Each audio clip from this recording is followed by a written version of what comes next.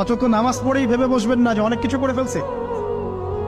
এক চিল্লা দিয়ে মনে করে ফেলবেন না যে দিনের জন্য অনেক কিছু করে ফেলছে। একটা হজ করেছেন, ওমরা করেছেন, সিয়াম রেখেছেন, দিনের জন্য দান সৎকার করেছেন, একটা মাদ্রাসা মসজিদ করেছেন, ভেবে বসবেন না আপনি সব অনেক কিছু করে ফেলেছেন এবং অন্যরা সব কক্রোচ তেলা পোকা ওরা জাহান্নামে যাবে এমনটা মনে করবেন।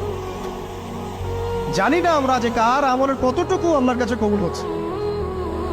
তো এখানে এই ব্যক্তির সমস্যা ছিল এই, সে নিজের আমলটাকে অনেক ভারী মনে করছিল এবং সে স্টেটমেন্ট দিয়ে ফেললো যে তোকে আল্লাহ পাক মাফ করবে না। এই একটা কথা মন থেকে বলার কারণে তার ইহকাল পরকাল দুটা বরবাদ হয়ে গেল, সে জাহান্নামে চলে গেল। ঠিক আরেক ব্যক্তির ঘটনা আছে এমন, এগুলো সবগুলো রেফারেন্স আছে। এক ব্যক্তি প্রচুর ইবাদত করত, আল্লাহ পাক তার ইবাদত করার জন্যে পাহাড়ের চূড়ায় একটা সুন্দর ব্যবস্থাও করে দিয়েছিলেন। সেখানে ডালিম গাছ হতো, ঝর্ণা আসতো, খাবারের কোনো অভাব নাই। হাদিসে এসেছে 500 বছর সে ইবাদত করছে। কত বছর?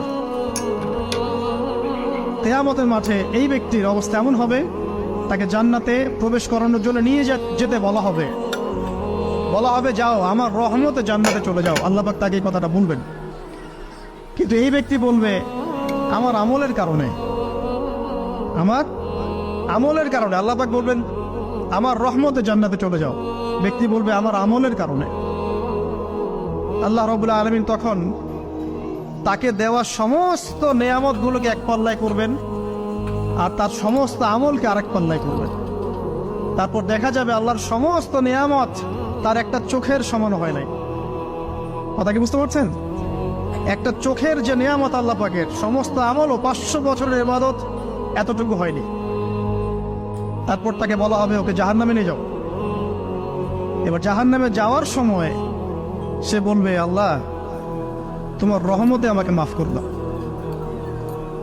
তখন আল্লাহ পাক তাকে আবার ডেকে নিয়ে আসবে, বলবেন যে তোমাকে যে আমি ইবাদত করার জায়গা করে দিয়েছিলাম, এটাকে তুমি নিজে করেছো না আমি করেছি? সে বলবে আপনি করেছেন। তোমাকে যে আমি সৃষ্টি করেছিলাম তখন কি তুমি কোন আমল করেছিলে? বলবে না। তাহলে তোমাকে যে সৃষ্টি করেছি আমি, এটা কি তোমার আমলের কারণে? না। তোমাকে সারা দুনিয়াতে এত নিয়ামত দিয়েছি, এটা কি তোমার আমলের কারণে? সে বলবে না। তখন তাকে জান্নাতে প্রবেশ করানো হবে। কিয়ামতের মাঠে এমন অনেক ঘটনা ঘটবে যেটা আমাদের চিন্তার বাইরে। আরেকজন ব্যক্তিকে ডেকে আনা হবে, যে ব্যক্তি একটা দুটা নয় বরং 100টা খুন করেছে। সে 99 জন মানুষকে হত্যা করার পর ফতোয়া খুঁজে বেড়াচ্ছিল যে আমার তওবা কবুল হবে কিনা। একজন আবেদের কাছে গিয়েছে। আবেদ আর আলেম কিন্তু এক জিনিস না।